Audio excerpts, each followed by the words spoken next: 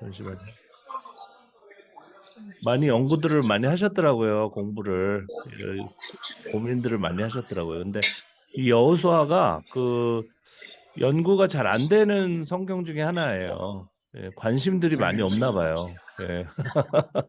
그런데 이제 여기도 볼 내용들이 굉장히 많은데 여러분들이 이제 성경을 보실 때, 성서를 보실 때 항상 이 시대 추정 이거는 언제 쓰였을까? 그거를 이제 먼저 잘 생각을 해주시면 좋을 것 같고, 약간 그 시대 추정이 왜 중요하냐면은 그 시대 추정을 해야지만 거기에서 의미가 이제 도출이 돼요. 그러니까 잠시만 제가 예, 댓글은 뭐지? 여러분 마이크를 꺼도 될 것 같은데 잠시만요. 예, 못하겠네. 네, 됐다. 네. 네, 두 분 마이크 죄송합니다. 껐습니다. 자, 그래서 이 시대 추정을 해야지만 이제 의미가 도출이 되기 때문에 이것을 잘 하셔야 돼요. 그러니까 어떤 본문을 읽든지 이게 의미가 뭐지? 이렇게 의미를 알고 싶으면 그 시대가 언제 이것을 갖다가 이거 완성을 시켰을까? 그것을 이제 추정을 해야 되거든요. 그런데 이 그 지금 오경 일반적으로 모세 오경이라고 그러죠. 모세가 썼다고 생각하기 때문에. 근데 저희는 이제 오경이라고 하는데 그 오경의 시대보다는 이 여호수아가 좀 간단한 편이에요, 사실은. 고대의 어떤 전쟁사에다가 그 후대에 특별히 이제 귀환기까지 포로기부터 귀환기까지의 그 편집이 많이 들어간 그런 글들로 이제 스물 몇 장으로 이렇게 이루어져 있기 때문에 어떻게 보면은 저 같은 경우에는 이제 대학에서 이 그 시대 추정, 연대 추정 이게 시킬 때 그 여호수아도 이제 많이 읽히는 그런 성경 중에 하나입니다. 그래서 그거를 좀 먼저 말씀을 드리고 싶고, 네, 읽으시다 보면 여러분들도 조금씩 이제 발견을 하셨는데, 사실은 이 권력을 반대하는 그런 그 개념들이 많이 나와요. 이 전쟁사인데 이상하게 그 너희들이 싸우는 게 아니다. 하나님이 싸운다. 그러니까 너희들은 그냥 가만히 있어라 이런 식으로. 심지어는 어떤 전쟁을 하는 데 있어서 그 권력이 힘으로 지금 그림에도 나오지만 음, 어떤 이상한 방법으로 그죠? 예, 신적인 방법이죠. 신적인 계시의 그 방법으로 이렇게 했을 때에 어떻게 보면 굉장히 무력한 방법인데 그 방법으로 이겼다. 이런 이야기들이 왜 형성이 됐는지 그리고 어느 시대에 형성이 되어 있는지를 좀 고려를 해야 됩니다. 그리고 이 본문에는 아주 명확하게 그 이방인 배척만 나올 것 같은데 이방인을 허락하고 용인하는 본문도 같이 나와 있어요. 그래서 그 시대가 이제 더 후대로 더 가는 겁니다.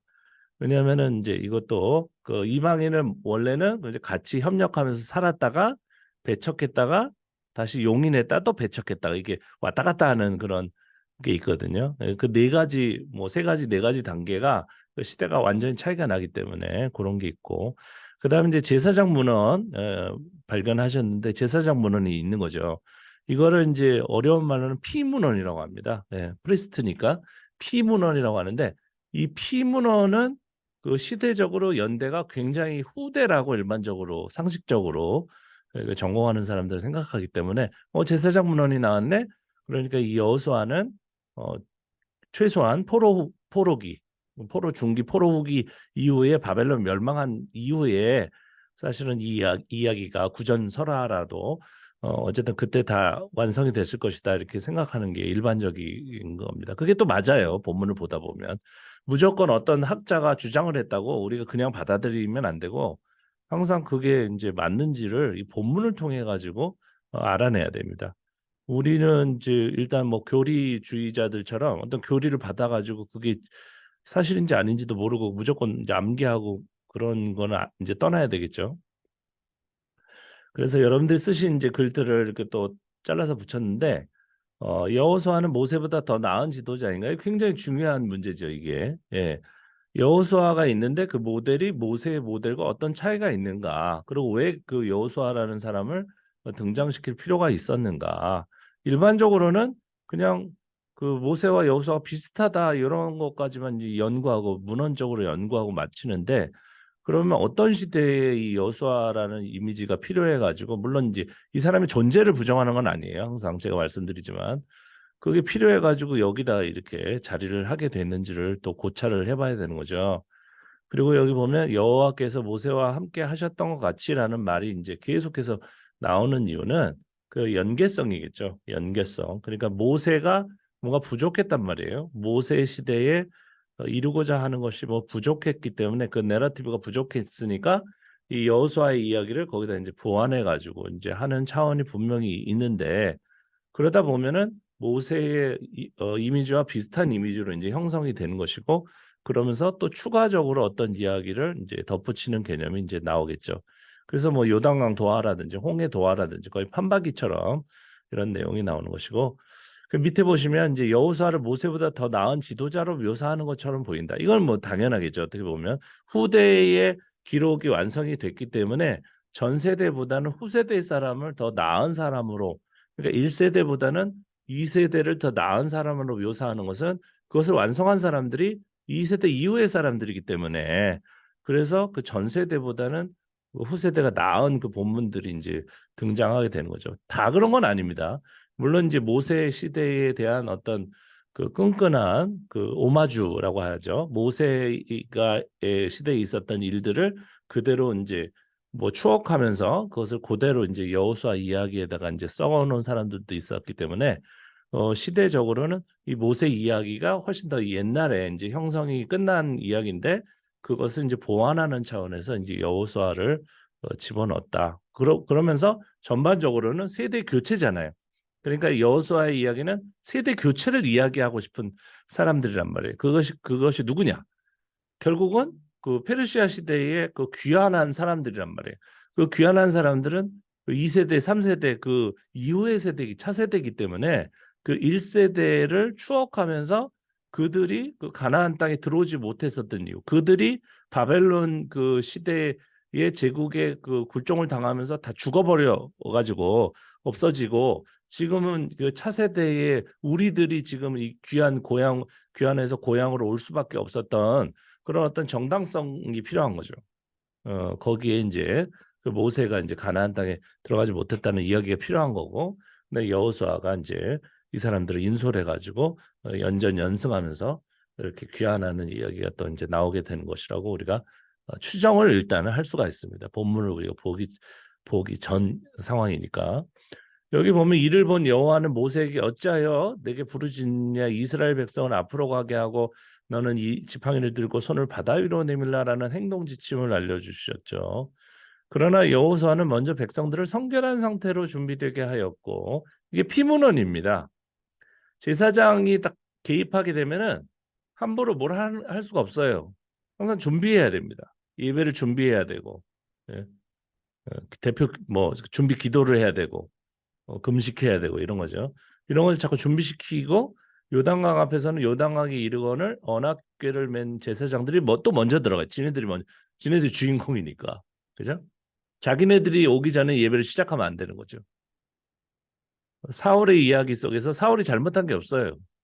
그냥 종교 지도자나 정치 지도자나 막 같이 이렇게 일을 하던 그런 상황에서 시대가 지나니까 그 사울이 그렇게 행동한 것이 경거망동한 것이 되고 월권행위가 된 거죠. 원래는 아무런 문제가 없었는데 그러니까 제사장이 이제 그 문헌에 손을 대면서 그 잘못하지 않은 사람도 잘못한 사람으로 이제 되는 거예요. 네, 시대가 바뀌니까. 그래서 여호와의 말씀이 요단강 물이 끊어지고 한 곳에 쌓일 것. 이게 한 곳도 굉장히 중요한 개념입니다. 한 곳, 딱 한 곳. 예배는 거기서만 드려야 되는 거죠. 제사는 교회 안에서만 드려야 되는 거죠. 그죠? 그러니까 제주도에 가도 소용이 없어요. 주일날에는 자기 모교에 돌아와야 된다. 지금은 좀 많이 플렉시블하게 됐지만은 옛날에 어땠어요? 옛날에는 진짜 막 제주도 출장 갔는데 그 예배 때문에 주일날 교회 왔다가 서울에 있는 교회 왔다가 또 가는 사람도 있었어요. 미친 사람들. 그런 사람도 있었어요. 그러니까 한 곳이 중요한 거예요. 그러면 이 한 곳이라는 게 예루살렘 중심의 개념이잖아요. 우리가 전에 살펴본 것처럼 예루살렘이라는 한 장소 이게 굉장히 중요한데 이것이 국가 멸망 이전이냐 아니면 국가 이후에 성전을 재건하고 다시 회복된 그런 개념이냐, 그런 것들을 우리가 시대를 잘 구분을 해야 될 것입니다. 그리고 여호수아 기자는 영락없이 여호수아의 말대로 다 이루어진 거죠. 실제적으로는 이루어진 게 없어요. 없어가지고 또 보완하고 하는데 그 문장 자체는 다 이루어졌다, 이런 식으로 이 얘기를 합니다. 모세는 홍해라는 위기 상황 앞에서 어떻게 해야 할지 몰라 여호와가 개입해서 어떻게 해야 될지를 일러줘야 했던 반면, 여호수아는 미리 백성들을 성결하게 준비시킬 뿐만 아니라 여호와의 말씀에 자신의 신념을 선언하고 그 일은 그대로 있죠. 이걸 뭘 뜻합니까, 이게? 그러니까 이 말씀이 명문화되기 직전이란 말이에요. 뭔가 이게 다 정리가 되면서 어떻게 해야 될지를 제사장 중심으로 잘 알고 있어요. 그래서 그대로 따라하면 되는 겁니다. 그전에는 아무것도 몰라요. 그러니까 무조건 그냥 하나님께 기도하고 그냥 환상 보여주는 대로 구름 기둥과 불 기둥을 인도하는 대로, 그것도 약간 이제 나중에는 그 제사를 드릴 때 그 성전에서 피어오르는 구름과 불을 상징하게 되는 건데, 그거의 원형은 사실은 조금 모호하죠, 그죠? 그게 이제 이동한단 말이에요. 이동 성전은 중기이고 고정 성전은 또 후기고, 그죠? 전기에는 또 고정 성전이 있었고, 이렇기 때문에 이 시대 추정이 아주 어렵습니다. 어렵지만 잘 보면 알 수가 있어요. 그러니까 국가 멸망 전에는 고정 성전, 그다음에 국가 멸망한다면 이동 성전, 에스겔서에도 나와요. 하나님이 이동해요. 그러니까 바벨론까지 쫓아가. 그러면서 그게 이제 발전한 게 성령론이 되는 거예요. 하나님은 한 곳에 계시지 않아요. 답답하기 때문에. 그리고 또 따라다녀. 그러다가 나중에 고향으로 돌아온 다음에는 또 고정성전으로 이제 돌아오는 거예요. 사람이 살만하면은 한 장소, 고정성전 이렇게 되고, 좀 어려우면 코로나 시대 어떻습니까? 코로나 시대 하나님이 교회 안에만 계신다고 얘기하면 어떻게 해요? 모이지를 못하는데 아무 데나 계시고. 예. 예배도 어때요? 예배도 이렇게만 드려야 되는데 어때요?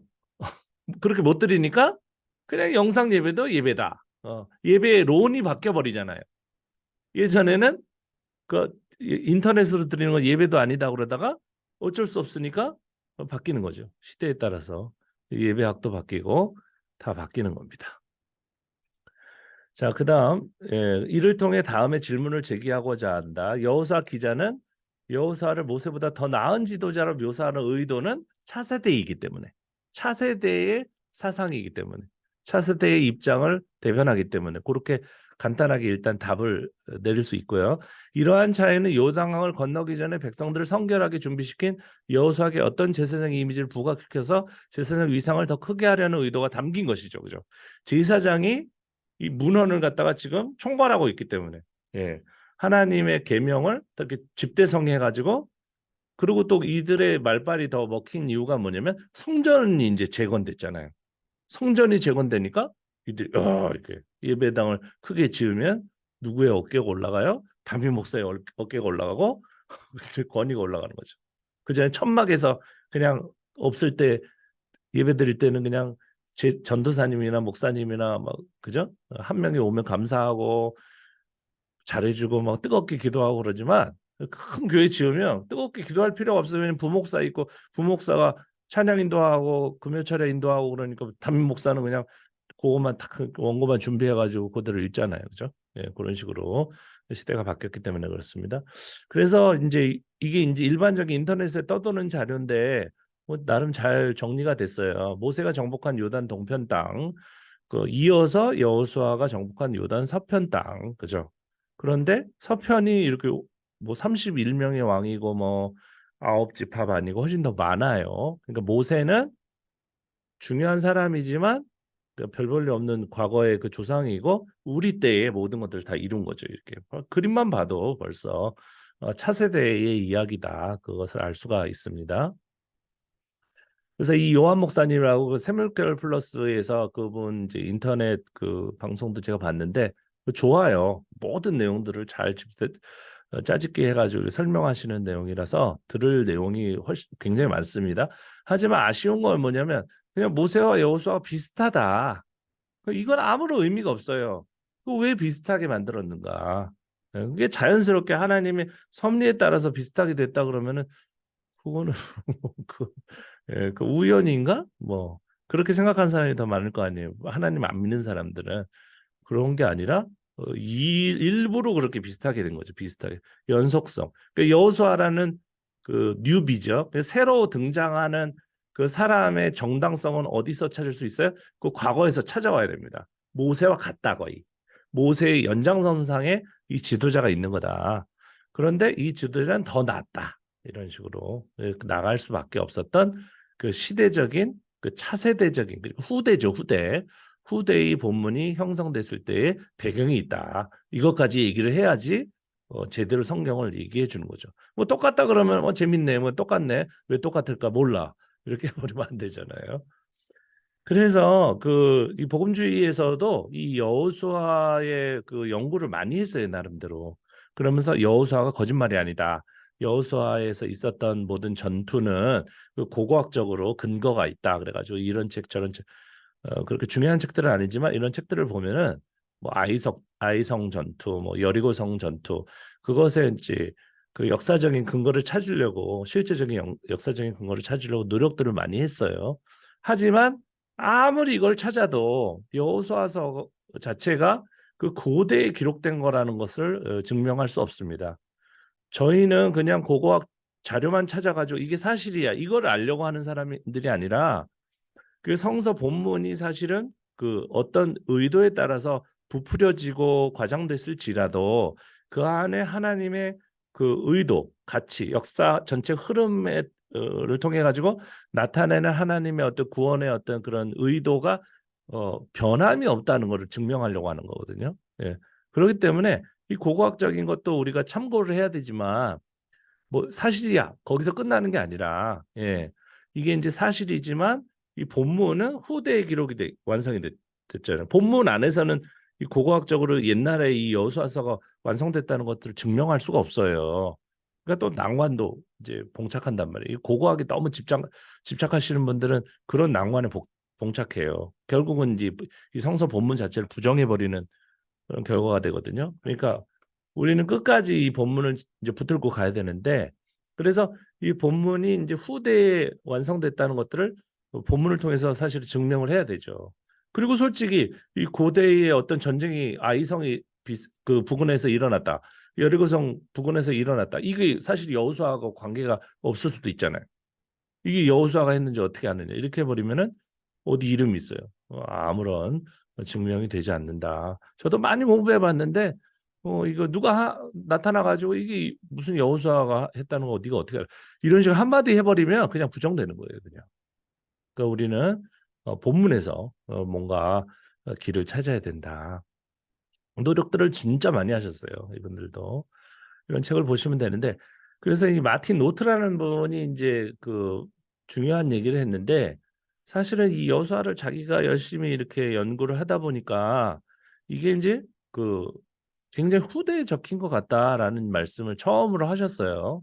그러니까 바벨로니아 포로 기간 동안 현대 예언선을 편찬한 신명기 편집자이자 편찬자가 있었고 그리고 여호수아는 이 과정의 일부였다. 여호수아 안에는 그것의 획일적인 방식이 아니라 시간이 지남에 따라서 이 블록 번역이 좀 잘못됐지만 이게 단계적인 어떤 시대의 하나의 또 하나의 시대마다의 어떤 기록을 보여주는 증거가 있다. 그러므로 여호수아는 이 전승에서 알 수도 있듯이 유일한 저자가 아니다. 이 여호수아라는 책은 한 사람이 쓴 게 아니다. 네, 이런 얘기를 굉장히 중요한 얘기였어요. 그래서 이 편집자는 기존에 여호수아 자료가 있었을 것이다. 어떤 전쟁사가 있었을 것이다. 그것과 이전의 선지자들의 자료를 이렇게 참고해 가지고 후대의 제사장들의 주축을 해 가지고 이 문헌을 완성했다. 이런 얘기를 한 거죠. 이런 글을 이제 많이 나와 있습니다. 번역서가. 그러나 읽어도 무슨 뜻인지 모르면 안 돼요. 이런 얘기를 딱 들었을 때 여호수아서는 후대에 완성된 글이구나. 이걸 깨달아야 되는데 이 독일 사람들이 이제 쓴 책을 갖다 번역하잖아요. 그러면 번역 그 질이 별로 좋지가 않아요. 번역을 잘 못해. 왜냐면 독일어가 어렵거든요. 우리말로 번역하는 게. 왜냐하면 독일어는 뭐 6가지 다양한 어떤 표현이 있으면은 그거는 우리나라의 어휘에는 하나밖에 없어요. 번역이 제대로 안 돼요. 그러니까 독일어를 저도 배우고 이제 그 읽어야 되는 이유가 뭐냐면 이런 것들을 알아보려고 하는 거죠. 그러나 여러분들은 그렇게까지 필요가 없고 어쨌든 많이 번역이 되어 있기 때문에 제대로 비교해 보면서 이제 여러분들이 깨달으면 돼요. 아, 그렇구나. 후대의 여수와는 후대의 편집물이구나. 그래서 영어 책 중에는 이제 제가 이 책을 드릴게요. 이따가 여기 보면 Chronicles History 이렇게 돼 있는데 여수와의 제사장적 편집에 대해서 언급을 하고 있어요. 여러분들이 발견한 거 다른 사람도 발견했겠죠. 그래서 미리 써놨어요. 이렇게 글을. 그래서 111쪽에 보면 뭐 그죠 제사장적 어떤 편집 여수와서에 있는 제사장적 편집이다 이런 내용을 쭉 써놨는데 그 일부를 그냥 구글 번역기에다가 제가 게으르기 때문에 일일이 다 번역을 못하고 그 AI에다 번역을 돌렸어요. 그랬더니 여호수아서의 제사장 글쓰기 제목해가지고 제사장적 글쓰기 P가 DTR은 신명기적 글쓰기입니다. 신명기적 글쓰기가 이 모든 지금 구약 성경의 최초의 어떤 글쓰기예요. 근데 신명기 자체를 뜻하는 것도 아니에요. 신명기서 안에 신명기 사가라는 역사가라는 사람들이 쓴 핵심적인 내용들이 들어있어요. 그거는 뭐냐면 민족 중심적인 그런 내용이에요. 그러니까 하나님도 그냥 자기네 민족의 하나님이에요. 그게 이제 초창기의 그 글쓰기인데 이게 이제 나중에 후대가 되면은 그 시대적으로 그 세계적으로 그 비전이 넓어져요. 이렇게. 왜? 제국의 지배를 받으면서 제국의 사고 구조가 들어가는 거예요. 이 사람들한테. 그러니까 민족주의가 넓어져 가지고 세계주의로 확장되게 됩니다. 그 중심에 이제 중간 단계에 제사장들이 있는 거예요. 그 제사장들도 두 가지 파입니다. 하나는 아직도 이제 민족주의적인 어떤 그런 사상에 사로잡혀 있는 사람들이 있는가 하면은 아니다. 우리의 이 종교를 우리의 국가를 좀 제국적인 그죠? 범세계적인 이런 것들을 넓혀야 된다. 그런 주장을 하는 사람들이 있거든요.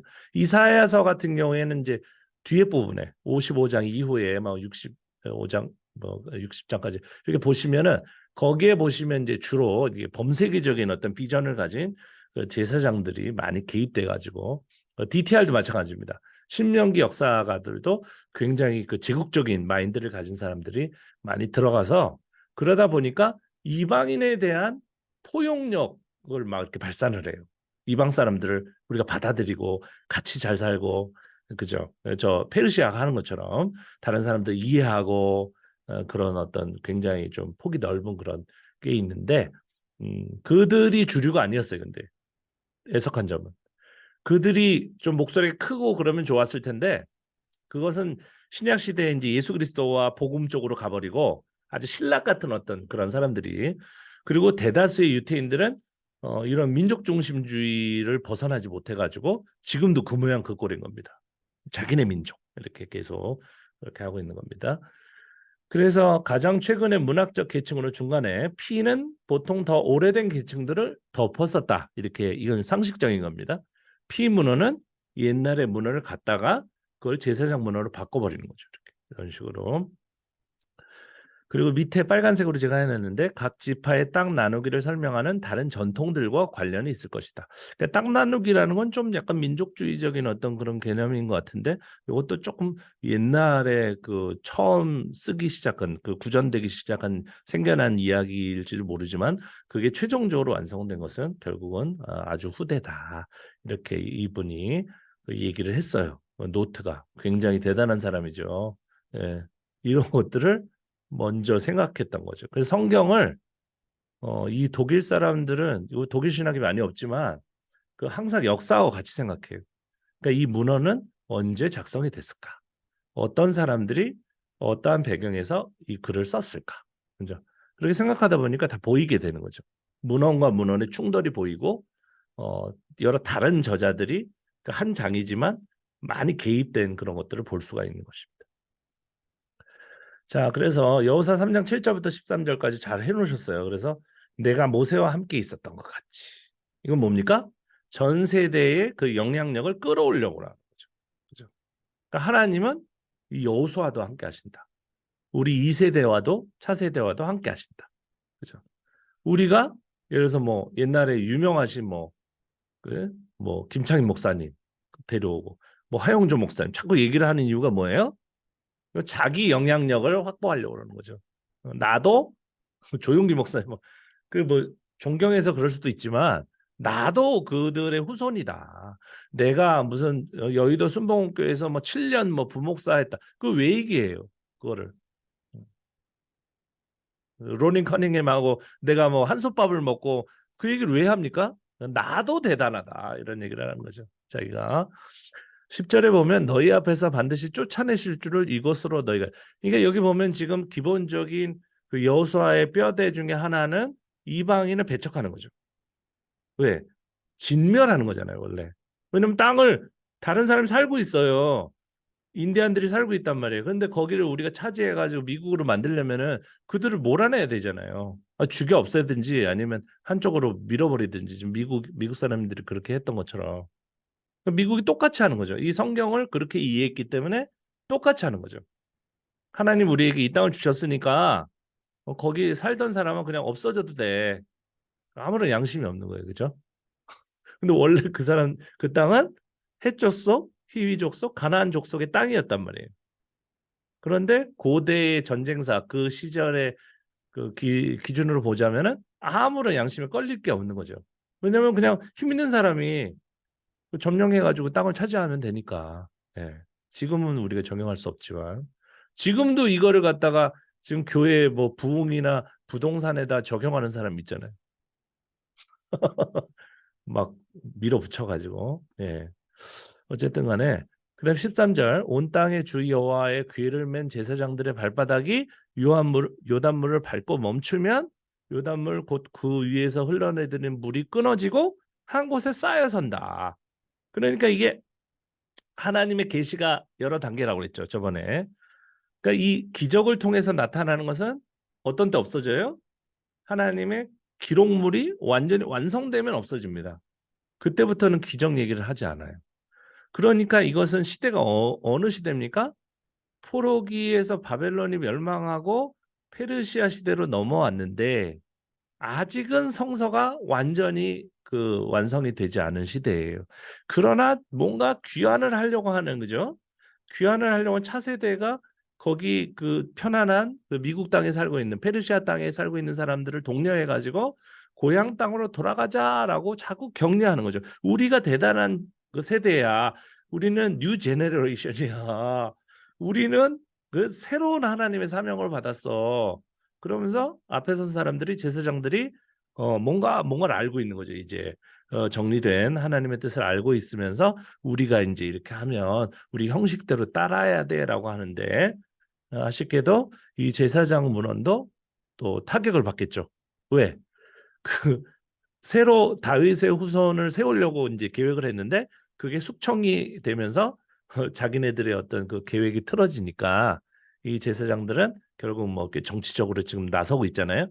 거기서 이제 축소돼 가지고 그 새로 건축한 그 예루살렘 성전 안에 갇히는 거기서 이제 음악하고 이제 여러 가지 어, 그러니까 할 게 없으면 음악하는 거예요. 옛날 구약 시대도 할 게 없으면 그 안에서 제사의 어떤 그런 그 행위들을 굉장히 아름답게 만듭니다. 왜? 밖에는 할 게 없어요. 그래서 네. 지금도 우리 한국 개신교도 똑같잖아요. CCM 엄청나게 발전하죠. CCM이 얼마나 감미롭습니까? 멜로디가. 그리고 수백 곡이 나오죠. 그죠? 예, 사회적으로 아무런 영향이 없는. 사회적으로 우리가 좀 참여하고 이런 개념이 있고 그러면 그거를 계속 작곡해가지고 부르고 앉아있을 시간이 별로 없겠지만 이 제사장은 지금까지는 이제 사회 참여를 하는 거죠. 사람들을 이끌고 내가 이렇게 하면 이렇게 하세요. 이렇게. 그래서 초대에서 제가 언급한 이 모세와 여호수아의 연속성 그런 것들을 잘 개념을 가지시고 그 다음에 이방인을 배척하는데 또 용인하는 그 구절이 왜 나오냐 그런 것도 생각해 보시고 제사장적인 편집은 후대적인 편집이다. 그것을 아신다면은 여호수아를 굉장히 많이 하시는 겁니다.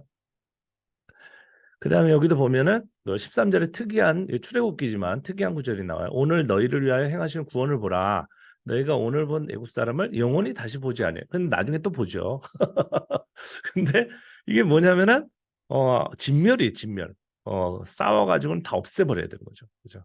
그런데 밑에 구절에 여호와께서 너희를 위하여 싸우시리니 너희는 가만히 있어라. 가만히 있어. 그 16절에 이상한 거죠. 별 볼 일 없는. 지팡이를 들고 손을 바다 위로 내밀기만 하면 그냥 쫙 갈라져. 그냥 하나님이 하시는 거야. 이렇게. 이건 뭐냐면 왕이 없어진 다음에 나타나는 본문이에요. 왕이 있는데 가만히 계세요. 하나님이 알아서 하십니다. 그러면 왕이 저놈 미친놈을 당장 끌어다가 목을 댕강 잘라버려라. 이럴 거 아니에요. 왕은 지금 군대로 싸우려고 하는데 그러니까 왕이 국가를 지키지 못했단 말이에요. 죽어 없어졌어. 그 다음부터는 봐라.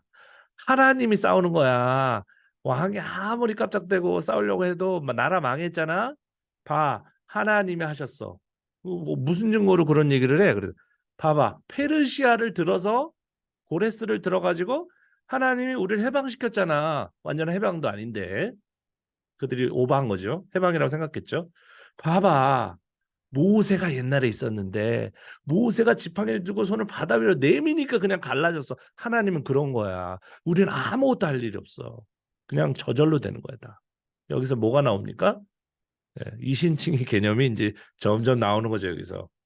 아무것도 안 하면 돼. 실제로는 해야 돼요. 해야 되지만 이런 게 어떤 역사적인 배경에서 나왔는지를 알아야 되는 거죠. 우리가. 그 다음에 18절에 보면 예굽 사람들이 나를 여호와인 줄 알리라. 자, 이방을 다 죽여 없앤다며. 없애버리잖아요. 그런데 살아있네? 살아있으면서 이들이 하나님을 또 같이 인식해요. 제국주의적인 거죠. 제국의 여러 민족들이 살아있으면서 하나님을 같이 믿게 되는 이상한 그런 본문들이 왔다 갔다 하면서 지금 시대가 막 틀어지고 있습니다.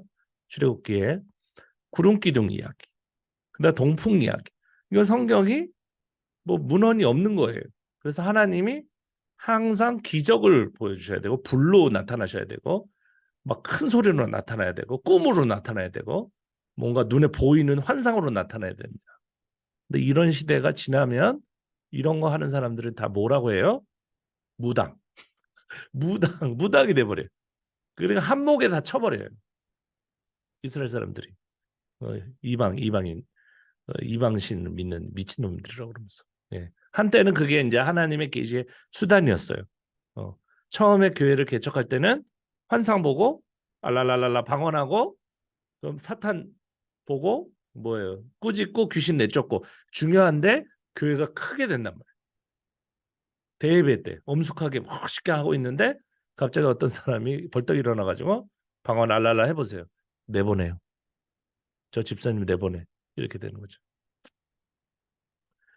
자, 그래서 여호수아서는 이런 모세의 어떤 좀 전기적인 전시대적인 개념을 갖다가 끌어오면서 그게 많이 남아 있는데 왜냐면 모방해야 되기 때문에 조금 업그레이드가 됩니다. 그래서 여기 질문하셨는데 여호수아서의 기록자는 어느 시대의 사람일까? 굉장히 중요한 질문이고 아니면 여러 사람이 쓴 기록이겠죠. 오늘까지라는 단어에서 오늘은 언제인가? 요거는 찾아보셨어요? 그래서 그걸 또 정리해야 됩니다. 이건 어구 분석이라고 하는데 어구를 분석할 때는 그걸 다 찾아가지고 시대적으로 다 이렇게 분류를 해야 돼요. 이렇게. 그거를. 그건 쉽습니다. 오늘까지는. 밑에 제가 그냥 색깔로 해놨는데 이 단어는 어떤 의미 전달로 쓰여졌나. 자, 오늘까지라는 거는 뭐냐면 그 계승을 나타내는 거죠. 모세로부터 여호수아의 시대가 이어졌다. 이걸 자꾸 어필하는 거예요. 계속. 우리는 다른 사람들이 아니다. 비록 제국의 어떤 그 통치를 거치면서 혼혈이 많이 됐지만 우리는 그 사람들이다. 그 사람들 후예다. 자꾸 그렇게 하면서 이제 귀환하자, 같이 돌아가자 이렇게 독려하는 그런 차원에서 오늘까지 굉장히 많이 이렇게 썼는데 여호수아 6장 25절에 보면은 뜬금없이 이방인이 나오죠. 기생 라합을 일반적 이방 사람이라고 하니까 그의 아버지와 가족과 그에게 속한 모든 것을 살렸으므로 또 라합이 누구하고 연결돼요? 쭉쭉쭉 나가다 보면 그죠? 유대계 또 다윗계 계열 이게 연결되니까 또 그런지 모르겠지만 그래서 이스라엘 중에 거주했다. 오늘까지 언제예요? 그럼 이상하죠. 그 시대의 이야기를 쓰는데 오늘까지 살고 있대. 이것만 봐도 여호수아 시대에 이게 기록되지 않았다는 걸 금방 알 수가 있는데, 그죠? 오늘까지라는 것은 차세대 얘기를 자기네들이 2세, 3세라는 거를 그냥 자인하는 거예요. 우리는 그 시대 사람이 아니야. 우리는 이웃 사람들이야, 이웃 사람들.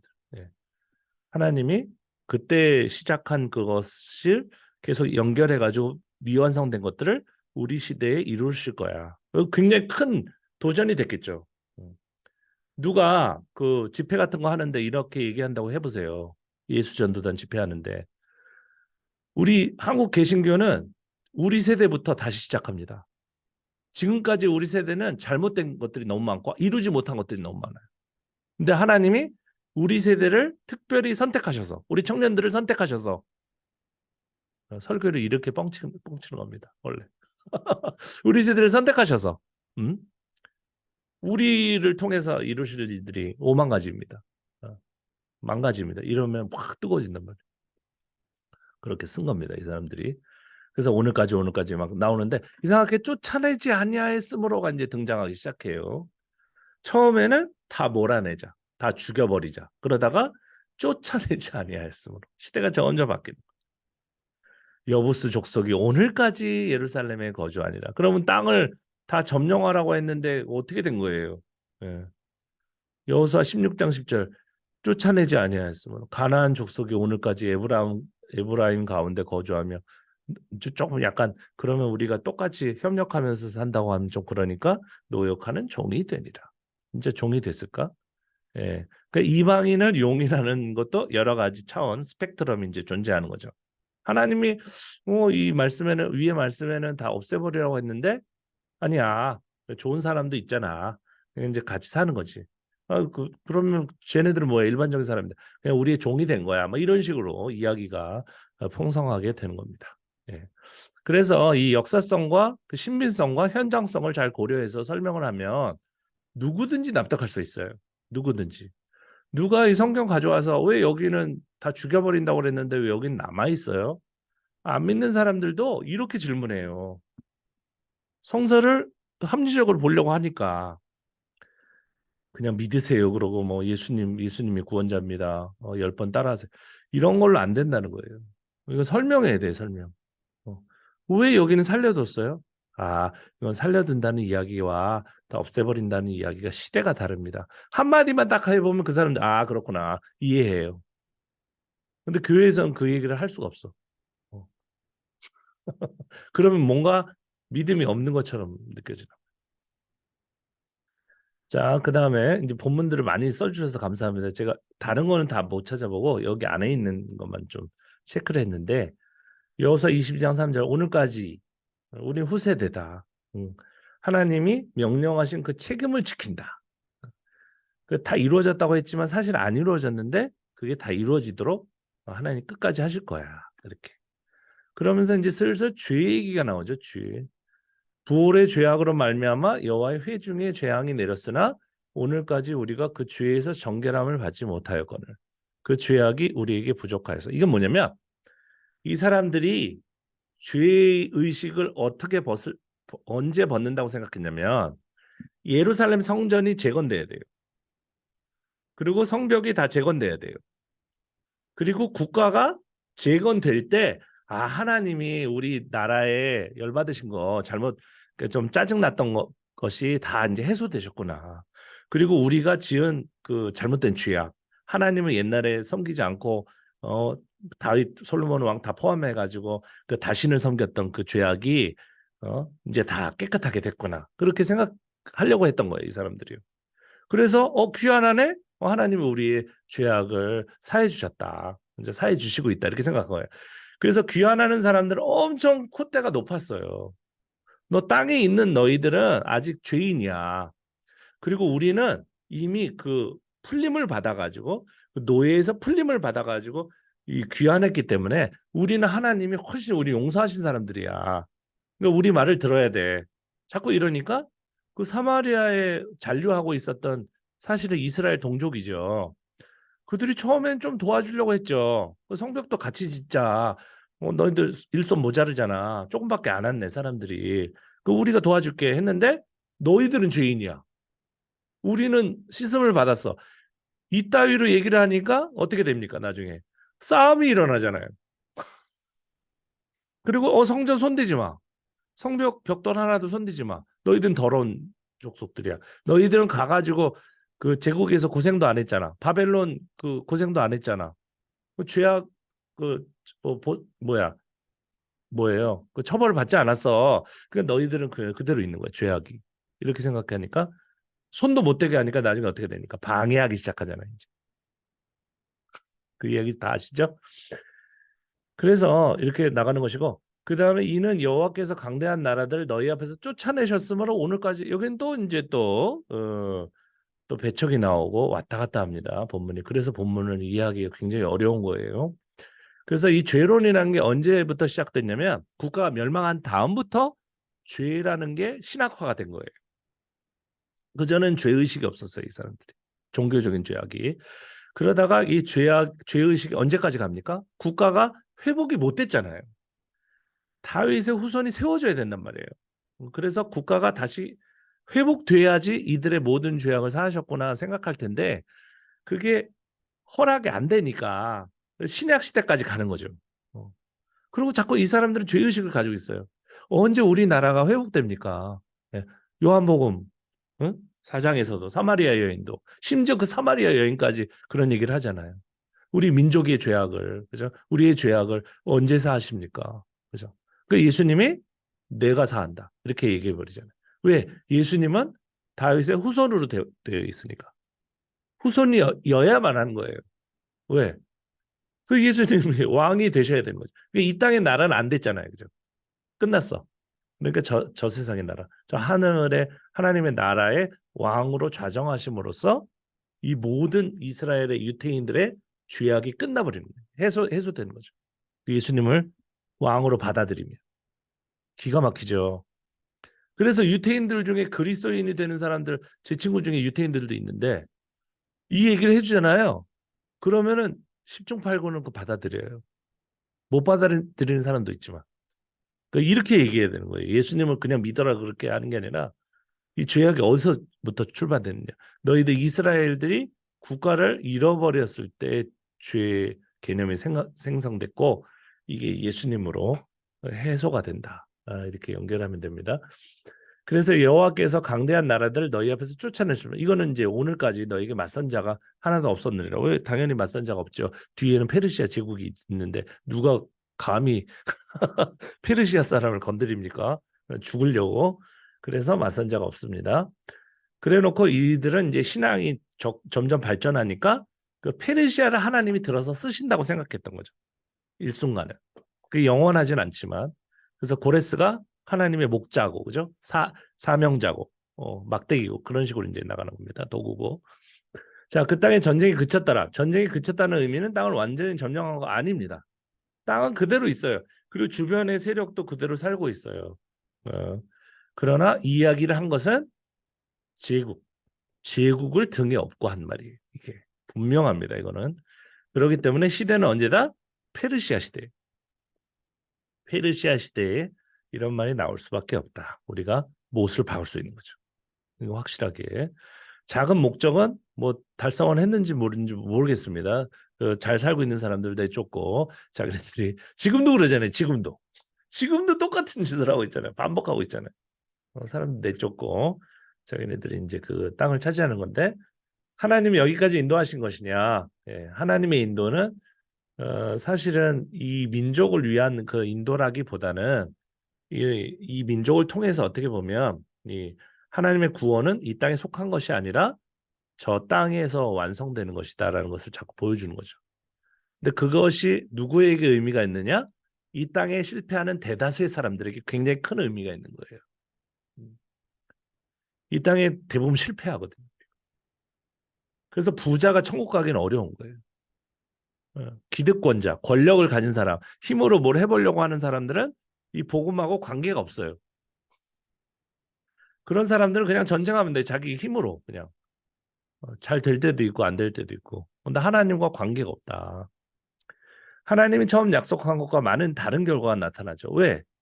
이거는 사실은 인간의 어떤 그런 전쟁 시도와 이런 것에 따른 성공과 실패에 대해서 여러 사람들의 관점에 따라서 해석이 들어간 것이기 때문에 다양한 해설과 다양한 결과가 나타날 수밖에 없어요. 전쟁은 안 그쳐요. 지금도 또 중국이 대만 침공하려고 하잖아요. 전쟁은 계속 있습니다. 네. 그러나 일순간에 어떤 평안한 강력한 그 세력이 뭔가 그 지방 어떤 그 나라들을 갖다 좀 용인해주고 좀 편안하게 해주고 그럴 때는 전쟁이 소강 상태에 이제 이르러 가지고 일어나진 않겠죠. 자, 그래서 여러분들이 좋은 어떤 질문들을 해주셔가지고 많은 이야기를 할 수 있었어요. 좀 제가 빠르게 얘기해서 그렇지만 미리 이렇게 올려주시니까 제 준비도 나름대로 많이 했었던 것 같습니다. 그래서 여호수아는 고대 사건이 있었다. 이거는 부정하지 않아요. 네.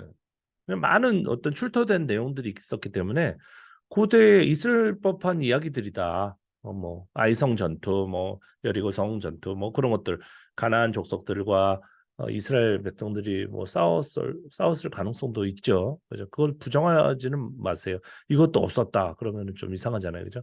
있었을 것 같고요. 다만 이 안에 이제 편집이 되면서 여러 가지 사상들이 들어가게 됩니다. 왕에 대한 배척, 왕이 필요 없다는 거죠. 힘에 대한 배척이에요. 이게 굉장히 중요한 성서의 진리인데 권력을 우리가 찬성하게 되면 하나님과 반대로 갑니다. 예, 이 구약에 제가 성서를 볼 때마다 느끼는 거예요. 그 힘의 논리를 잡는 순간 우리 교회 크게 해가지고 뭐 전도하고 우리가 돈 많이 벌어가지고 선교하고 이런 건 다 반대예요. 하나님이 좋아하지 않는 겁니다. 그거는 하나님과 관계가 없는 거예요. 신앙과 반대로 가는 겁니다. 그런 게 이제 여기 들어가 있어요. 여호수아서에. 어떤 성찰 때문에 국가가 멸망해도 왕이 아무런 힘도 못 쓰더라. 결국은 우리의 구원은 외부적인 어떤 힘으로 이루어지더라. 페르시아가 바벨론 그 강한 바벨론을 그냥 없애버리니까 우리가 해방이 오더라. 그러면서 그들은 놀라운 신앙적인 어떤 업그레이드가 되는 거죠. 우리의 왕으로 되는 게 아니라 하나님으로 되는 것이다. 그런 것들을 성찰하게 됩니다. 그게 이제 여호수아서에 이제 등장하게 되는 거예요. 그다음에 제사장적 편집은 아무래도 이제 성전을 재건해야 되고 그다음에 이제 그 뭐야 제사 방법을 갖다가 정리해야 되고 레위기도 이때 다 작성된 거라고 생각하잖아요, 그죠?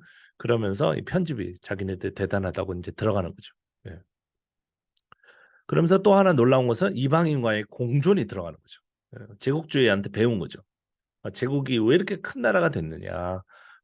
잡아서 죽이고 그러면 그 복수하려고 그 한 사람들이 쫓아와가지고 그 제국이 그 황제라도 죽이려고 하고 그러잖아요. 그죠? 최소한 스트레스라도 줘가지고 그 황제가 빨리 죽게 되는데 이놈의 황제는 너무 마음이 편하다. 평화의 왕이라고 하잖아요. 고레스가. 대형 박물관에 가면은 그 고레스 실린더, 그죠? 길쭉한 그 점토가 있는데 거기에 보면은 인권의 왕, 그죠? 밑에 써 있잖아요. 그러니까 너희들을 그냥 자유롭게 너희들 섬기고 싶은 대로 신을 섬기고 자유롭게 해라. 이런 왕이 어디 있어요? 그런데 그런 전략이 굉장히 고단수적인 전략이죠. 자유를 충분히 주고 대단한 자유를 주면서 그 중앙 어떤 제국에 대해서는 충성을 다하게 하는. 예.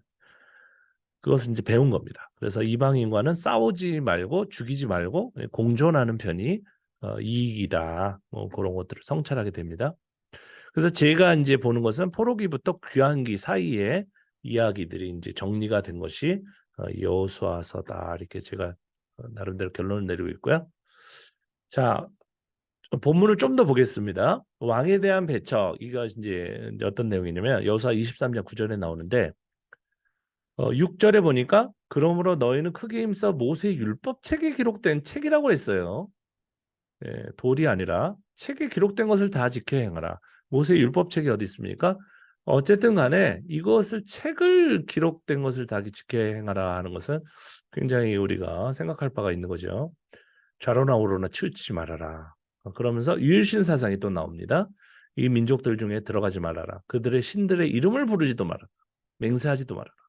그것을 섬겨서 그것들에게 절하지 말아라. 이렇게 합니다. 그러면서 9절에 너희들이 이제 그 나라를 재건하려면은 여호와께서 강대한 나라들을 너희 앞에서 쫓아내셨으므로 사실 누가 쫓아낸 거예요? 페르시아가 쫓아낸 거죠. 페르시아가 이긴 거지만 하나님이 이겼다고 하면서 주어를 하나님을 바꾸고 오늘까지 너에게 맞선 자가 하나도 없지 않느냐. 그러니까 너희들이 이 지금 우리가 작성하고 있는 이 성서 말씀대로 지켜서 행하고 이제 막 꿈 같은 거 따르지 말고 막 방언 뭐 신유 은사 이런 거 따르지 말고 이 말씀대로만 살면서 그다음에 하나님만 섬기면 응? 계속 이 평화의 시대가 유지될 거야. 음, 좋지. 그러면서 이제 이거를 홍보를 하는 거죠. 그러니까 하나님 여호와를 사랑하라. 그걸 혼인을 하지 마라. 이미 혼혈이 된 거예요. 혼혈이 된 상태인데 막 그 이혼시키고 그러면서 이제부터는 우리 민족끼리 혼인해서 우리 민족을 하늘의 별과 같이 많게 이렇게 만들어 주실 때까지 우리가 살아가자. 이게 이제 귀환기의 정서예요. 귀환하는 사람들의 생각이 이런 생각이었던 거죠. 그다음에 권력 배척이 계속 나오죠. 왜냐하면 힘으로 안 되는 거예요. 힘으로 망했잖아. 그러니까 힘의 논리를 얘기하면 안 돼 이제. 죽여버릴 거야. 우리 그 국가에서 추방해 버릴 거야. 이런 식으로 아주 강하게 나갑니다. 그러면서 여호수아 24장의 15절에 굉장히 유명한 구절이 나오죠. 만일 여호와를 섬기는 것이 너희에게 좋게 보이지 않거든. 너희 조상들이 뭐 강 저쪽에서 섬기던 신들이든지 거주하는 땅에 있는 뭐 아모리 족속의 신들이든지 너희들이 선택하라. 하지만 나는 하나님만 섬기겠다. 이게 뭡니까? 이 리더가 할 말입니까? 위에서 뭐라고 했어요? 다른 신 섬기면은 너는 죽어. 이렇게 얘기했는데 선택권은 너희들에게 있어. 근데 나는 하나님 섬길 거야. 이게 뭡니까? 굉장히 과도기적인 어떤 발언이 아닙니까? 그죠? 그러니까 다신교에서 유일신교로 넘어올 때 리더가 먼저 발언하는 거예요. 나는 이제 하나님 섬길 거야. 하지만 다신교인 너희들에게는 아직까지는 선택권이 있어. 하지만 그 윗절에 뭐가 나와요? 애굽에서 섬기던 신들을 치워버리고 이건 쓰레기통에 버리는 거예요. 하나님만 섬겨라. 여기 명령이 나오는데 윗절에는 밑에는 선택하세요. 이게 뭡니까? 시대가 완전히 다른 거예요. 14절과 15절은 시대가 완전히 다릅니다. 그러니까 이 선택권이 있었던 시기도 과도기죠. 과도기. 그러다 나중에 돌아가가지고 성전을 완전히 재건하고 그 토라를 갖다가 완전히 기록을 완성하면은 선택하세요라는 말이 없어져요. 하나님 안 믿으면 죽이는 것. 왜냐? 너희들이 그 다신을 또 그 다신교를 섬겼기 때문에 우리나라 또 망하면 어떻게? 지금 성전 다시 짓고 지금 잘 되고 있는데 너희들이 거기다가 죄를 뿌려 죽여버리는 거죠. 무서운 시대가 다시 되는데 그 전에 직전에 귀한 이게 막 할 때 그때는 좀 부드러운 말들이 나왔을 것입니다. 그다음 제사장적 편집을 또 보면은 13절에 온 땅에 주 여호와의 궤를 맨 제사장들의 발바닥이 요단물을 밟고 멈추면 굉장히 디테일해요. 이 사람들이 어떻게 하면 그 다음 단계로 요단물 곧 위에서부터 흘러내리는 물이 끊어지고 한 곳에 쌓이고 그다음 14절 요단을 건너려고 자기들의 장막을 떠날 때 제사장들은 언약궤를 메고 백성 앞으로 나아가니라. 잘 생각해 보세요. 언약궤를 메고 백성 앞으로 나아가면 어떤 위험이 있습니까? 예. 백성들이 뭐 따라오거나 아니면 거치거나 그런 위험성이 있을 것 같은데 나는. 자칫하다 건드리면은 또 죽고. 그러나 여기는 건드리면 죽는다는 얘기가 또 없어. 그럼 건드리면 죽는다는 얘기는 언제 편집돼 가지고 그것도 들어갔을까 되게 궁금해지는 겁니다. 그것도 연구해 볼 주제고요. 어떤 때는 봐도 괜찮고 가지고 다녀도 괜찮고 그런데 나중에는 이제 보기만 해도 죽고 여러 가지 생각이 듭니다. 그러면서 17절에 보면 여호와의 언약궤를 맨 제사장들은 요단 가운데 마른 땅에 굳게 섰고 그 모든 백성이 요단을 건너기를 마칠 때까지 모든 이스라엘은 그 마른 땅으로 건너. 이게 뭡니까? 모세의 이야기를 갖다가 모세를 치워버리고 뭘로 바꿨어요? 제사장과 언약궤. 그 다음에 나중에 그게 뭘로 바뀌어요? 성경 말씀으로 딱 바뀌는 거예요. 엄청나게 재미있는 게 이 성경이에요. 그 다음에 19절, 19장, 19페이지 이방인간의 공존이죠. 여기 보면 21절에 보면 그 성 안에 있는 모든 것을 온전히 바치되 남녀노소와 소와 양과 나귀를 칼날로 멸하니라. 그죠? 굉장히 그 제사장 문헌인 것을 알 수가 있습니다. 사실은 남녀노소, 소와 양과 나귀 뭐 이런 종목들이 나오는 것은 대부분 피문헌이에요.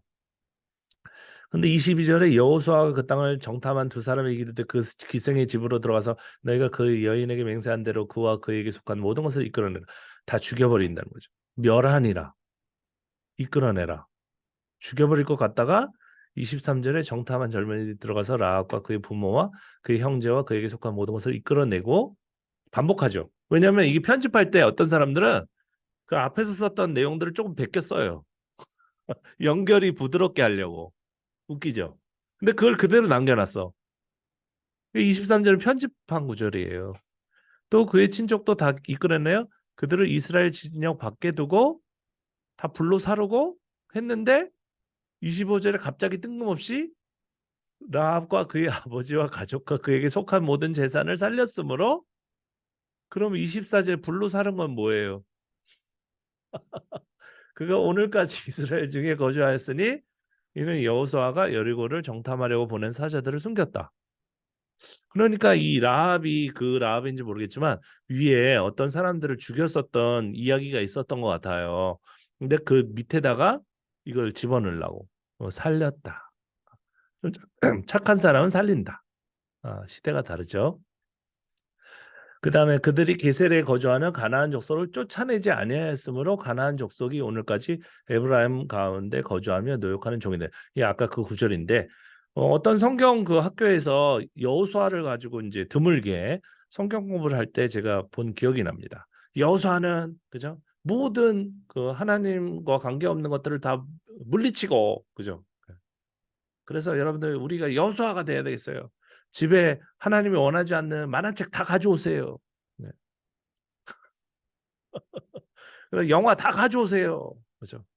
우린 여호수아입니다. 진멸하라, 진멸하라. 그래서 다 부시는 거예요. 얼마나 아까운지. 내가 좀 챙길 걸. 그래서 그걸 보면서 여호수아는 이방인하고 또 사이좋게 지내라고 그랬는데 제가 그 얘기를 했더니 그런 말씀이 어디 있어요? 성경에 어디 나와요? 저한테 막 핏대를 높이시더라고 그 목사님이. 그래서 됐습니다. 물론 이제 이런 구절도 있죠. 8장 26절처럼 아이 주민들을 진멸하여 완전히 한 명도 남기지 않고 다 죽여버려서 바치기까지 여호수아가 단창을 잡아 든 손을 거두지 아니하고 이게 이제 고대 전쟁사에 걸맞는 영웅의 모습이에요. 그러나 후대에 오면 이런 모습은 아주 흉측한 모습이 되는 거예요. 그 가운데 모든 사람을 칼날로 쳐서 진멸하여 호흡이 있는 자는 하나도 남기지 아니하였고 또 화소를 불로 살랐고 심지어는 사람을 불로 살라가지고 제물로 바쳤어요. 무섭게 하려고 사람들. 그 다음에 10장 40절에 보면 호흡이 있는 모든 자는 다 진멸하여 바쳤으니 이스라엘 하나님 여호와께서 명령하신 것과 같았더라. 하나님이 이걸 시켰다는 거죠. 그 이거를 설교할 때 하나님이 다 진멸하라 명령하셨기 때문에 그죠? 우리 가운데 있는 모든 불신앙적인 요소들을 다 진멸하시기 바랍니다. 여러분 제가 얼마 전에 보니까 해리포터라는 영화가 유행하는데 세상에 어떤 권사님 손자가 해리포터를 보고 있다. 당장 갖다 버리세요. 지금 그런 시대가 아니에요. 해리포터도 보고 넷플릭스도 보고 보면서 자기가 잘 판단해야죠. 예. 이건 이야기다. 재밌는 이야기다. 이해해주고 그냥 공존하는 시대잖아요, 지금. 그죠? 예. 이걸 그대로 따라하면서 나는 여수하다 그러면서 어떤 사람도 있어요. 불교 법당에 들어가잖아요. 진멸하라. 불태우고 그죠? 예. 불상 막 목 자르고 미친 사람들이거든. 그러니까 시대가 지금 어느 시대인지 감각이 없으면 성경을 해석할 때나 아니면 우리가 시대를 살아갈 때나 이 감각이 없잖아요. 그러면 그냥 다 광신자라고 보면 돼요, 그냥. 예. 지금 시대는 그런 시대가 아니랍니다. 우리가 그 고대 전쟁사의 그 시대에 살았다면 우리도 같이 이 사람들하고 같이 칼 들고 가가지고 그 다른 민족들을 진멸해가지고 그 땅을 뺏었겠죠. 지금은 그런 시대가 아니죠. 그러니까 이걸 적용할 때 잘 적용해야 됩니다. 왜 하필 이 진멸하라는 말씀만 적용합니까? 같이 이방 사람들을 남겨두고 같이 잘 그죠? 살아갔다. 이런 구절을 얘기하면 되잖아요. 여호수아에는 이런 구절도 있더라. 그러니까 우리가 과거에는 잔인하고 뭔가 전투적이고 어그레시브한 그런 기독교인이었다면은 이제부터는 좀 푸근하고 다른 종교를 믿는 사람도 좀 존중하고 그죠? 동성애자는 나는 동성애자는 아니지만 이해할 수 없지만 그래도 사람으로서 좀 긍휼히 여기고 불쌍히 여기고 같이 공존하는 그런 시대로 나가야 됩니다. 왜 이런 설교를 못 합니까? 빨갱이는 잡아 죽여야 되고 예, 십자가 들고 십자가에 한 대 맞고 저는 태극기에 한 대 맞고 권사님한테 한 대 맞고 제가 교회 목사예요 그랬더니 네가 무슨 목사야 그러면 빨갱이 그러면서 뭐 촛불 집회에 갔다고 막 그랬던 기억이 나네요. 그래서 이 여호수아를 이제 정리를 하자면 앞에 첫 번째 페이지로 넘어가서 이 권력을 반대했다. 그럼 포로기 이후죠. 그죠? 그다음에 이방인을 용인했다. 그럼 제국주의 배경을 가지고 있다. 그죠?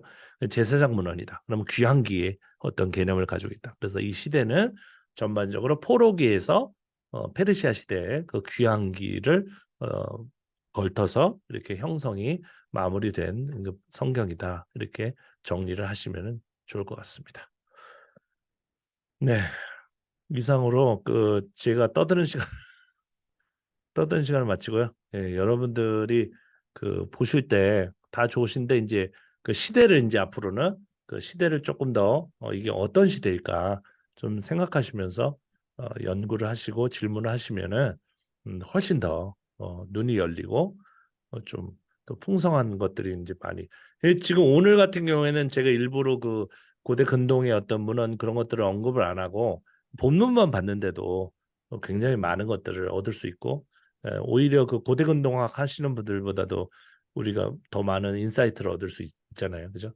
그런 것처럼 여러분들이 그 어구도 발견하시고 오늘까지 이 어구가 왜 나왔는가 그리고 이 어구는 어떤 시대 배경으로 이렇게 주어졌는가 이런 것들을 좀 궁금해하시면 좋을 것 같습니다. 자, 오늘은 우리 김성환 선생님부터 또 말씀을 또 들어보고 좀 잘 마무리를 해보도록 하겠습니다. 어, 네, 오늘도 뭐 많은 것을 배울 수 있었던 시간이. 그냥 이제 좀 제가 이제 그 처음에 이제 질문만 올렸다가 이제 나중에 이제 그 제가 조금 더 저의 어떤 제가 해석한 것들을 이제 추가로 올렸는데 이제 올리면서도 사실은 이게 어, 약간 좀 비평적 성서 연구 쪽 방향은 좀 아니지 않을까 하는 그런 생각이 좀 들긴 했어요. 생각이 이제 들긴 잘하셨어요, 했는데 그래도 이제 오늘 다 연결이 되더라고요. 수업하실 때 그 인용은 안 하시길래 조금 더 확실한 조금 더 이제 좀 객관적인 좀 연구를 더 해서 보완을 해서 해야 되겠구나 이제 그런 생각을 좀 하거든요. 그거는 이제 제가 이걸 미리 준비해가지고 자료를 그래서 그래요. 예. 어쨌든 그래서 그것 이 한 권이 지나갔다고 또 그냥 뭐 끝났다 하지 마시고 나중에라도 어떤 그 영감이 생기시면 그것도 또 다시 제기해도 되죠. 네. 근데 그래서 저는 대신 이제 네 말씀하세요 말씀하세요. 말씀하세요. 네. 그 저는 이제 처음 이제 그이 스터디를 이제 처음 해보는 거잖아요. 처음 해보는데 그러니까 그 전까지 지금도 그렇지만 이게 성경 비평적 성경적 연구가 이렇게 많은 시간이 투자해야 되고 이렇게 많은 연구를 해야 되는 건지 이제 처음에는 잘 몰랐죠. 처음엔 잘 몰랐고 좀 이제 이렇게 하는 건가 이제 좀 적응하는 시기였는데 이제 지난번에도 이제 말씀드렸다시피 그렇지만 이제 조금 그거를 통해서 이제 좀 더 많이 들여다보고 많이 생각하고 한 번 더 생각하게 되고 이제 여러 자료들을 또 스스로 찾아보게 되고 이런 것들이 너무 좋은 것 같아요. 그래서 재밌습니다. 네, 이렇게 마무리하겠습니다. 그래도 서울 한국에 오시니까 한국이 훨씬 더 좋죠. 어, 그 한국은 기도하는 분들에겐 차마 할 수 없는 말. 화랑대역에 철도공원이 생겼는데 예. 좀 됐는데요. 네. 너무 서비스도 그렇고 너무 잘 돼 있으니까 네. 진짜 한국은 진짜 클래스가 다르구나. 아유, 잘 알겠습니다. 이게 뭐 시간이 많이 걸리긴 하는데 그 사실은 그 답이 다 연구가 많이 돼 있어요. 굉장히 많이 돼 있는데 우리나라에만 소개가 잘 안 돼가지고 음, 뭐 이 여수 같은 경우에는 딱딱딱 이제 머릿속에 저 같은 경우에도 정리된 내용들이 있어가지고 그런데 안타까운 게 이제 한국의 그 교회 목사님들은 관심이 없다는 거예요. 이게 목회에 큰 도움이 되지 않고 오히려 역행하는데 영향을 줄 수도 있기 때문에 그냥 성도들이 제일 무서운데 성도들은 이런 것을 언급하는 것 자체를 싫어하니까 그러나 한 번쯤은 이거를 짚고 넘어가지 않으면 이 외부적인 공격에 굉장히 취약해요. 그러니까 교회 밖의 분들은 이런 책을 더 많이 읽거든요. 많이 읽고 뭐 하나 딱 이렇게 도전을 했는데 내가 모른다 이래버리면 그분들은 이제 다시 이제 돌아오지 않거든요. 교회로 돌아오지 않고 이제 청년들이 지금 그렇지만은 이제 저하고 예전에 이제 스터디했던 청년들 보면은 어 정말 은혜도 많이 받았고 나름대로 성경에서 감명도 많이 받았는데 교회는 돌아가고 싶지 않다. 이제 그 이유는 이제 한번 자기가 교회 가가지고 어떤 질문을 가지고 갔는데 목사님이 일단은 예수님을 믿어라. 뭐 이런 식으로. 그러면 그걸 어떻게 믿습니까? 그랬더니 일단 기도를 해라. 그래서 기도는 어떻게 합니까? 그랬더니 기도는 나를 따라해라 하면서 이제 방언 기도를 가르쳐 줬다는 거예요. 그래가지고 미친 사람들이구나. 그래서 그 방언을 받고 뭔가 뜨거워지면 왜 그렇게 생각하는 사람들 많잖아요. 저도 옛날에 그랬지만 뭔가 이렇게 그 신비적인 어떤 뭐가 쏙 들어오면 성령의 역사가 있으면은 그걸 인정하게 될 거라고 하는데 정말 놀랍게도 제가 여러 교회를 다니잖아요. 지금도 다니는데 요새는 그런 사람이 없어요. 요새는 그 저희 과거에 70년대, 80년대 정말 저도 그랬어요. 그냥 교회 갔는데 뭔가 가슴이 뜨거워지더라고. 그러면서 막 그 하나님이 날 부르시는 것 같은 그런 그걸 받았는데 그런 사람이 없어요. 요새는. 예. 그 이유는 모르겠지만 시대가 이제 지성의 시대를 떠나서 뭔가 이제 그 해석의 시대를 떠나서 이제 해체의 시대까지 갔기 때문에 굉장히 복잡하다. 예, 그래서 복잡한 시대에는 이런 성경도 이제 다양하게 우리가 이해를 하고 있어야 뭐 차세대를 뭐 주님 주시옵소서 그러고 있는데 차세대는 뭐 대화도 안 되는데 무슨 차세대 제가 대학생 그 사역을 그 강의를 오래 하면서 깨달았어요. 아, 이 비평적인 해석이 아니면 그 대학생들에게 씨알도 먹히지 않겠구나. 제가 그 생각을 했거든요. 근데 요런 방식으로 제가 그 평택대학교에서도 강의를 계속 해보니까 전도가 잘 되겠더라고요. 근데 이 전도는 되는데 이제 교회가 준비가 안 돼 있어가지고 제가 한 번 어떤 일이 있었냐면은 심지어 교회를 가고 싶다고 해가지고 교회로 이제 제 강의를 한 2개월 듣고 그래서 제가 소개를 해줬어요.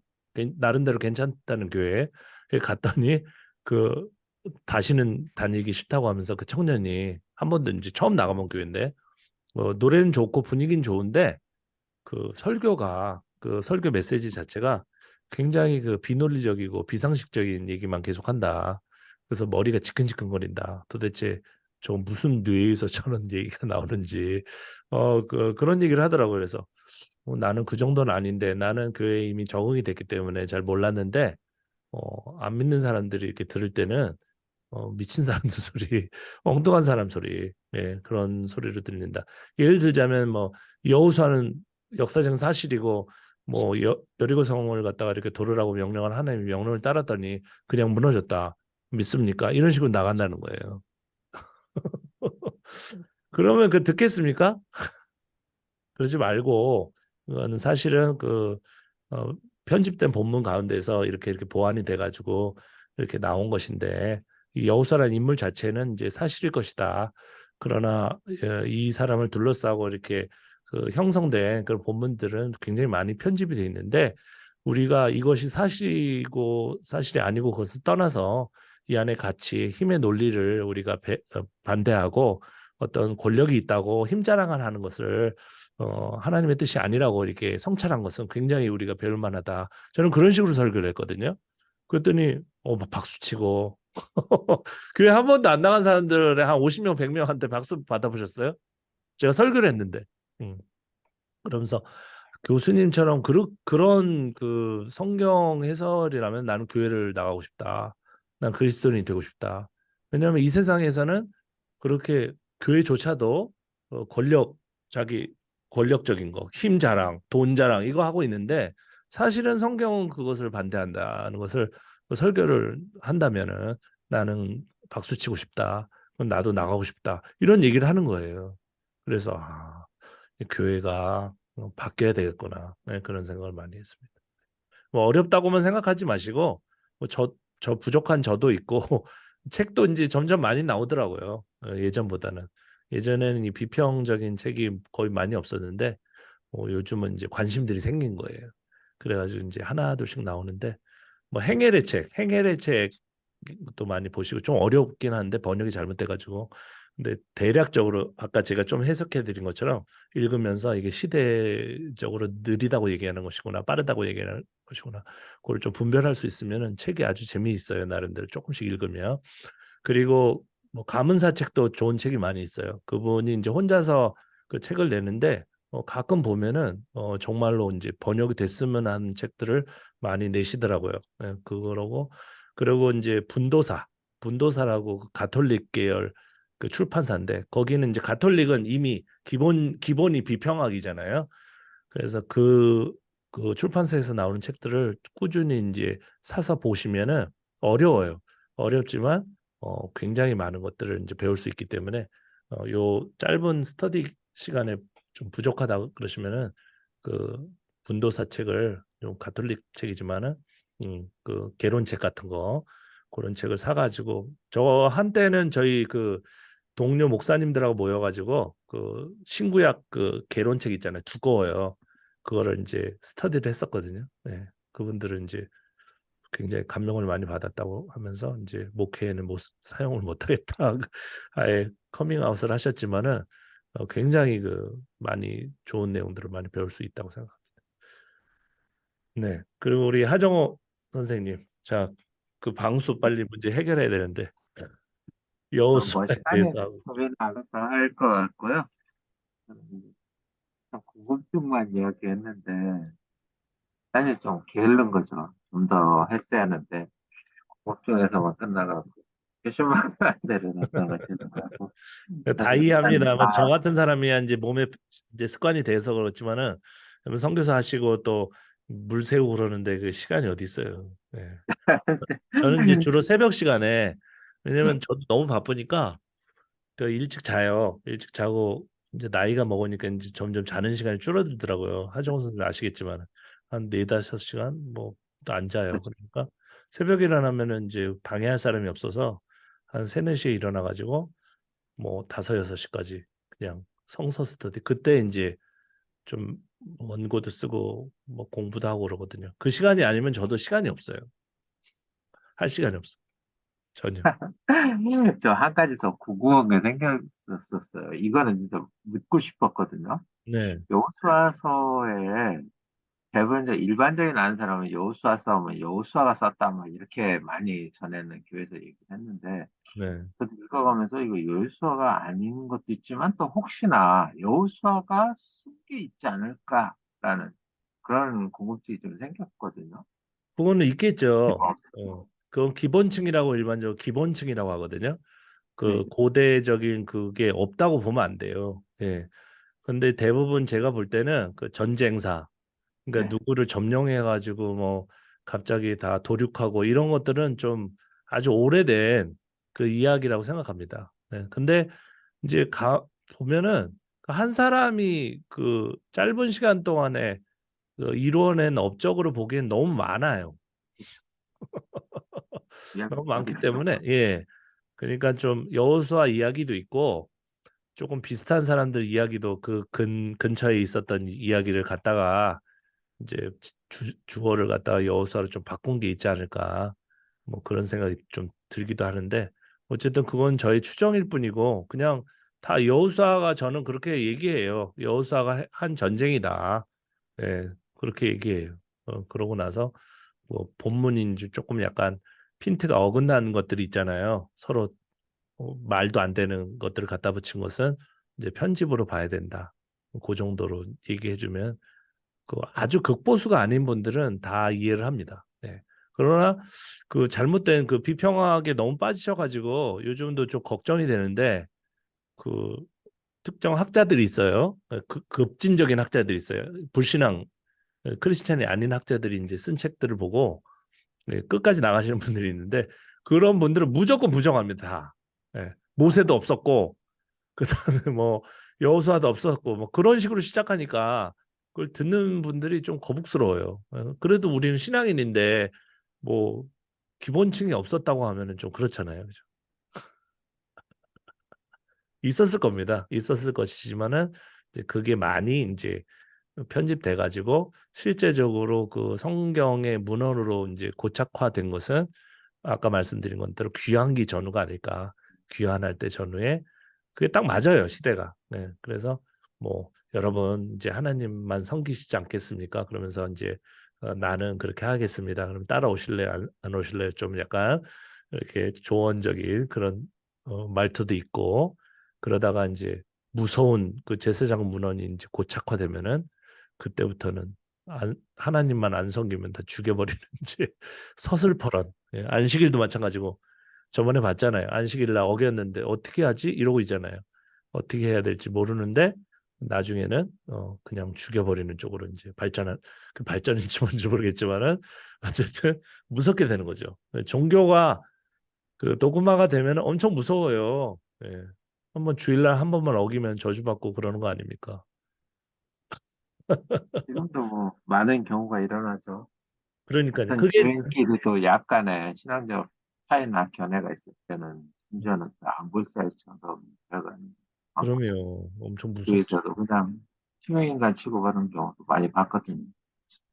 별일도 아닌데 사실. 근데 똑같아요. 구약 시대하고 구약 시대도 그런 어떤 하나의 그 체계가 이제 갖춰지면 그 체계를 반대하는 사람은 그 왕따가 되는 거예요. 그 사회에서 그 왕따가 되니까 이제 다른 데로 갈 수밖에 없는 거죠. 그러면서 교단도 형성되고 교파도 형성되고 그러는 거죠. 예. 예수 전도단의 그런 신앙 스타일을 이해하지 못하는 사람은 예전단에 있을 수가 없잖아요. 다른 데로 가는 거죠. 편드죠 대부분. 예. 또 근데 뭐 실제는 뭐 전체 다 옳다고 할 수는 없고 예. 이해 안 되는 부분도 있고 그러니까 우리는 그 다양한 형식은 그냥 그럴 수 있다. 구약 네. 성서에도 여러 가지 그 색깔들이 있다. 하지만은 이 힘의 논리, 우리는 뿌리를 잡자 이거죠. 뿌리.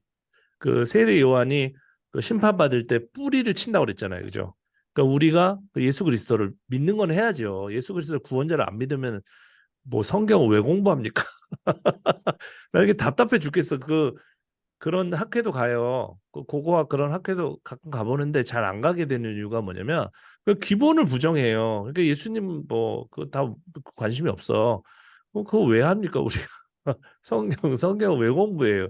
그러니까 예수님은 기본적으로 믿고 그 다음에 이제 그 힘의 논리 그런 것들은 우리가 이제 공유할 수 있는 가치로 얘기하자. 자꾸 이제 그런 쪽으로 제가 가려고 하는 거죠. 예.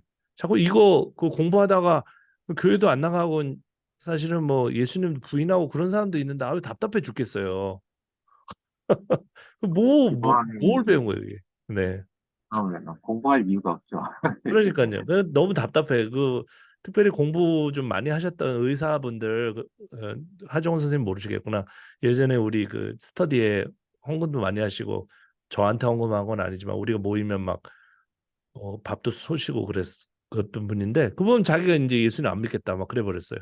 그분이 어디로 갔냐면은, 저하고 이제 교제를 하다가 그 진목 TV 그쪽으로 갔어요. 진목 TV. 진목 목사. 요번에 그 토론하신 분 아시죠? 그 목사님. 그 비신화 하셨던 그분도 제가 존중하는 분이에요. 근데 그분은 자기가 목사 행동을 하고 또 예배도 계속 드리지만 그분의 영향을 받은 사람은 어떻게 됩니까? 아니 신앙이 그냥 파산해 버렸잖아요, 그냥. 이런 거 배웠다고. 예. 너무 안타까운 거예요. 그러니까 그거를 자꾸 학생처럼 학생 수준으로 그걸 배우고 막 이런 것도 있어, 저런 것도 있어. 이런 것만 하는 차원을 벗어나 가지고 저도 그런 차원이 있었죠. 이거 내 신앙이 잘못된 거 아니야? 뭐 이런 식으로 뭐 혼란스러운 상황이 있는데 그걸 이제 지나가야 돼요. 지나가서 원래대로 돌아와야 돼. 다시 돌아오면 완전히 다른 사람으로 돌아오는 거죠. 그 전에 크리스찬과 그 이후의 크리스찬이 이제 달라지는 건데 돌아오지 못하고 이제 예를 들어서 우주로 나가면 가서 우주 정거장에 머물렀다가 다시 지구로 돌아와야 되는데 우주 정거장에서 그냥 저 안드로메다로 날아가는 거예요. 여러분 대단하다고 생각하지만 그건 아닙니다. 그건 우리가 머물 곳은 지구잖아요, 지구. 우리가 이제 예수님을 믿어야죠, 그래도. 네. 자꾸 그 뭐 비신화와 이제 뭐 얘기하잖아요. 그런 거 얘기하면서 이거는 다 뻥이다. 그럴 필요는 없어요. 예. 역사의 근거는 있어요. 역사의 어떤 이벤트 사건은 있었다. 하지만 그 사건이 우리가 납득하지 못할 정도는 아니었다. 하지만 여기에 신앙적인 요소가 자꾸 덮어씌워 가면서 이 신학이 발전하고 그 신학의 결과도 우리가 무조건 믿어야 되는 것도 아니다. 그런 요소도 있지만 내가 얘기하는 것은 우리가 얼마든지 액셉트 할 수 있는 요소들이 있다. 그것을 우리가 논하자. 네가 어떻게 믿는지 몰라요. 그러지만 그 믿는지 믿으려고 하지 마라. 그냥 이 예수 그리스도의 가치가 있는데 이 가치를 우리가 따르는 것도 신학일 수 있다. 이런 식으로 좀 약간 우리의 문을 넓혀주면 얼마든지 이 시대 현대인들도 많이 들어올 수 있는데 그거를 이제 안 하려고 하는 거죠. 망할 때까지. 교인들이 하나도 남지 않을 때까지 자기네들만 이제 그 목사들만 돈을 받아 먹으면서 거기를 이제 하는 거죠. 그러다 어느 순간에 그 커다란 공간이 싹 비워지는 거죠. 싹. 음, 그죠? 지금 봐도 그런 것 같아요. 젊은이들은 계속 줄고, 그러니까 거의 뭐 70대, 60대, 70대, 80대가 한 70% 이상 차지하는 교회가 다 되더라고요. 숫자가 많고 적고가 상관이 없이. 그러면요. 예. 뭐 청년들은 다 10대들은 수평 이동하는 것이고요. 네. CCM 잘하는 교회로 수평 이동하는 것이고, 대부분 글로 가죠. 음, 뭔가 편리한, 음, 편안한, 뭔가 분위기가 잘 갖춰진 그런 걸 또 젊은이들 또 찾고 있고, 시대적으로 보면. 그럼요. 근데 그거는 그것도 바람에 아예 나는 겨와 같잖아요. 사실은 그 분위기가 어느 순간에 싹 잠깐, 사라지면은 아무것도 남는 게 없는 그런 게 되기 때문에 우리는 이제 이 성서의 가치, 불변의 가치를 발견해서 구원의 가치든 아니면 이 어떤 그 평화의 가치든 이것을 잘 전해야 되겠죠. 그러면은 사람들이 다 반응하고 그리고 얼마든지 교회에 더 편안한 마음으로 올 수 있는데 이거는 너무 구닥다리 얘기만 하고 있기 때문에 이해 안 되는 부분 많아요, 사실은. 사람들이 오고 싶어 하는 사람이 엄청 많아요. 저는 지금 교회 지금 허물어져 가지고 교회 탈퇴자들만 이게 처음에 접촉하고 지금 돌아다니고 있는데 가다 보니까 교회 나가고 싶은 거야. 그런데 왜 그 교회 그렇게 간절히 나가고 싶은데 왜 안 가세요? 그랬더니 갈 데가 없어가지고. 네, 그래서 그 말은 맞아요. 예, 그런 어, 얘기를 엄청 많이 하잖아요. 네, 그런 게 찾기가 힘들어요, 사실은. 네. 그러니까 조금만 납득이 가는 얘기를 하고 조금만 합리적인 어떤 행동들을 하고 네, 그러면은 그 찬양 얘기가 얼마 전에 나왔는데 찬양도 너무 시끄럽고 그 내용이 이해가 안 가는 거예요. 가사가. 그런 우리는 경우도 몰라. 우리는 너무 편해. 근데 이상한 얘기를 하는 거예요, 막. 그러니까 조금 납득이 가는 그 찬송 같은 걸 만들어서 좀 이렇게 좀 부르면 좋을 텐데 뭐 그런 게 이해가 안 된대. 뭐 성령님 내 안에 오셔서 뭐 좌정하여 주시고 그런 게 되게 이상하게 무섭다는 거예요, 이 사람들이. 그럼 우리는 너 마귀 들려서 그런 거구나. 그런 생각이 드는데 나도 옛날 사람이니까 그런데 어떻게 그 사람들의 입장에서 생각하면 그게 무서울 수도 있을 것 같아요. 그렇죠. 예. 그런 것보다 하나의 그렇죠. 그런 것보다는 다른 지금 우린 그런 노래가 없어서 그렇지만 오늘 우리가 발견한 왕이 아니라 왕을 따랐던 나라는 망했네 뭐 이런 식으로 가사를 써가지고 그러다가 이제 힘의 논리를 따르지 않으리 뭐 이런 식으로 이런 가사에 그 아름다운 노래를 만들어가지고 부르면 사람들이 납득도 하고 좋을 것 같은데 전 모르겠어요. 실력이 없어. 어쨌든 이 정도로 하고 너 더 길게 하면 제 목도 나만 하지 않고 그렇죠. 왜 감기 걸려 그러는지 코로나 걸려 그러는지 하여간 이게 조심하세요. 저도 감기 기운이 좀 있거든요. 예. 제가. 그래가지고 와이프가 저리 멀리 떨어지라고 그러죠. 진짜 코로나 걸리면 요즘에는 고생 많이 해요. 비용도 많이 들고요. 제 막내가 걸렸어요. 막내가 그러지 아, 않아도 그래가지고 지금 아이고, 방에 격리시켜놨거든요. 예. 지금 심각해요, 진짜. 그러니까, 사람들 되게 예. 많이 걸렸더라고요. 은연 중에 많이 교회 걸렸어요. 안에서도. 예. 그거 막, 으시시 격리시키고 막, 그 조심조심 해도 계속 퍼져나가니까 그러니까요. 무섭지 않은 코로나죠. 사실. 한번 경험을 해봤 지금 더 저는 조심. 저번에 걸렸었는데 하여간 요번에는 뭐 저 막내 보니까 그렇게 심하지는 않은 것 같더라고요. 뭐 좀 콜록콜록 대면서 막 왔다 갔다 방 안에서 왔다 갔다 하고 그러는데 안 걸리는 게 좋겠죠. 그래서 저도 마스크는 쓰고 다니거든요. 근데 이상하게 목이 이게 자꾸 이렇게 답답하더라고요. 먼지가 끼어서 그런 건지. 네.